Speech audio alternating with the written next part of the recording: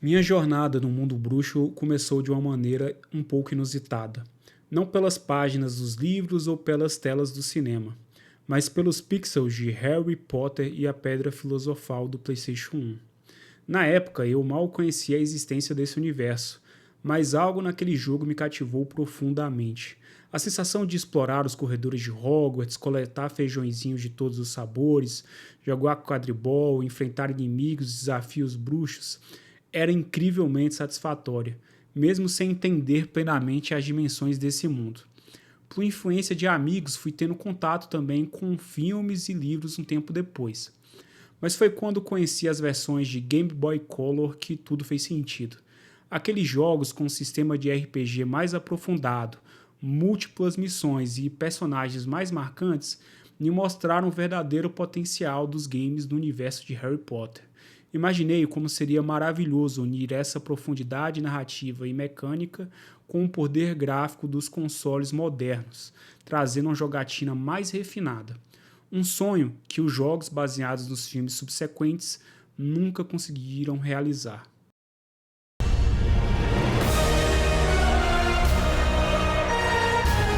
The choices you make now will define the legacy of Hogwarts.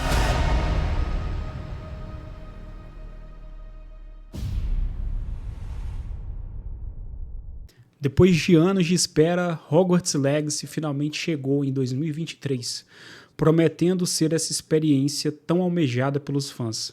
E em muitos aspectos conseguiu cumprir a sua promessa. A representação de Hogwarts é simplesmente deslumbrante. A escola ganha vida como nunca antes, com detalhes que superam até mesmo as descrições dos livros, incorporando elementos de todas as mídias da franquia, incluindo Pottermore. Locais antes apenas mencionados, como o misterioso escritório de Salazar, um dos fundadores da escola, tornaram-se exploráveis pela primeira vez e com uma forte riqueza de detalhes. O sistema de combate é onde realmente o jogo brilha. Após uma série de títulos da franquia que reduziram a magia a simples mecânicas de shooter, Legacy finalmente acertou na fórmula. Duelar é uma experiência tática e visceral multifacetada, onde cada feitiço tem peso e propósito. Passar horas experimentando combinações mágicas contra diversos inimigos e a reação dos feitiços neles é um prazer que demanda horas de gameplay. Uma pena que alguns dos feitiços icônicos da saga não foram talvez muito bem tratados no game. No entanto, o jogo apresenta alguns problemas. A ausência do quadribol é particularmente sentida, especialmente quando lembramos como esse esporte era muito marcante até mesmo nas versões mais antigas e limitadas dos games da franquia. O sistema de pontuação das casas, que poderia trazer uma camada extra de imersão, não entra realmente no gameplay. Vencer a Taça das Casas é mais uma consequência natural do progresso do que uma conquista significativa dos seus esforços no jogo. As aulas, que nos jogos clássicos eram minigames, reduziram-se a cutscenes muito passivas, perdendo a oportunidade de criar uma experiência escolar realmente envolvente, como a que vimos em títulos como Bully, do PlayStation 2. A narrativa principal peca por sua mediocridade. O vilão carece de motivações mais convincentes e as reviravoltas das tramas são muito previsíveis.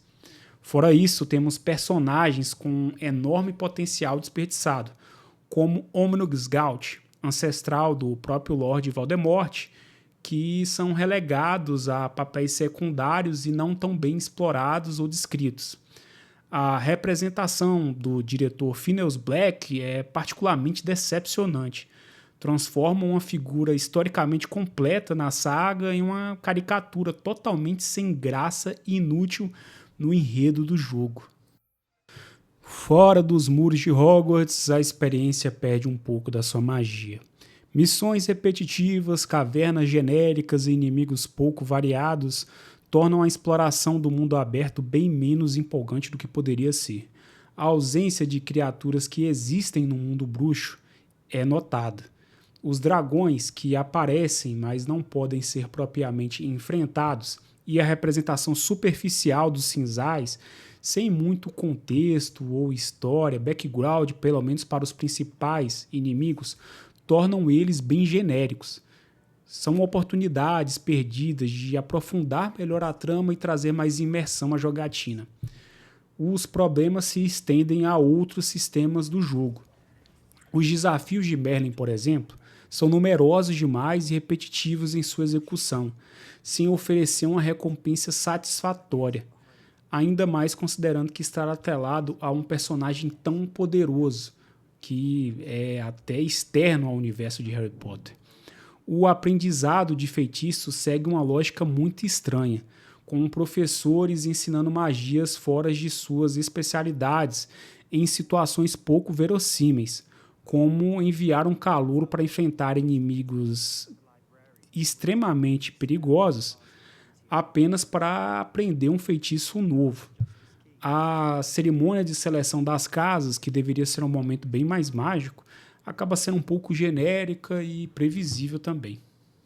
Tecnicamente, o jogo apresenta algumas limitações. Embora os modelos dos professores sejam muito bem trabalhados, muitos alunos parecem cópias uns dos outros, com expressões faciais que beiram a caricato. Sem falar em um roteiro que torna alguns dos personagens absolutamente irritantes e imprestáveis para a trama e para o gameplay. Em hardwares menos potentes, a performance sofre quedas perceptíveis durante a jogatina. A vida escolar em si é onde algumas lacunas aparecem. A ausência de consequências por usar magias das trevas, mesmo que essas não sejam executáveis dentro de Hogwarts, a impossibilidade de interagir significativamente com as aulas e a lógica questionável como foi apresentada a Sala Precisa, onde uma professora simplesmente autoriza um aluno a criar armas, criaturas e plantas muito perigosas que podem até mesmo matar, quebra muito a imersão e a lógica do game. Mesmo com críticas pontuais que precisam ser feitas, é importante frisar que muitos desses problemas podem ser atribuídos aos limites da desenvolvedora. A Avalanche Software enfrentou o desafio monumental de criar um mundo tão rico e complexo com recursos limitados. E, em muitos aspectos, seu trabalho foi notável. Optaram por priorizar um produto funcional e coeso, mesmo que isso significasse deixar de lado algumas de suas ambições. Refinar muito o jogo poderia impedir o lançamento deste, e os resultados, no final das contas dessas escolhas, foram bem positivos. A polêmica envolvendo a autora J.K. Rowling, curiosamente, parece não ter tido muito efeito sobre o sucesso do game. As vendas foram excepcionais, demonstrando que o apelo ao universo bruxo superou qualquer controvérsia. Alguns até mesmo especulam que o cancelamento ou a tentativa de cancelamento desse jogo pode ter, paradoxalmente, servido de uma publicidade adicional ao game. Hogwarts Legacy é um jogo obrigatório para os fãs de Harry Potter e uma recomendação formidável para qualquer amante de videogames. No balanço final, é um primeiro passo muito promissor. Suas qualidades, principalmente na recriação de Hogwarts e no sistema de combate, são inegáveis. Mas, claro, deixa óbvio que o jogo ainda pode e precisa ser melhorado futuramente.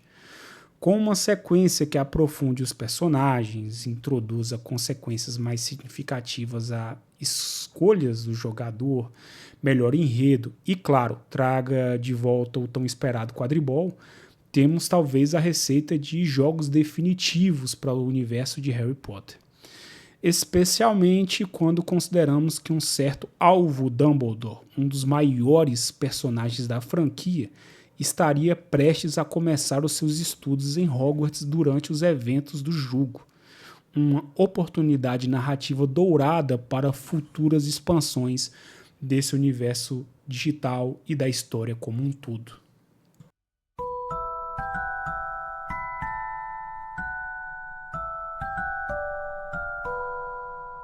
Essas foram algumas das minhas impressões sobre Hogwarts Legacy. E vocês, o que acharam do jogo, o que acham da franquia, o que acharam no vídeo?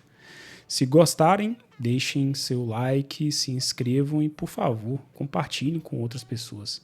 Se estiverem à vontade, deixem seu comentário aí embaixo. Muito obrigado por assistirem o vídeo até aqui. Um forte abraço para todos vocês.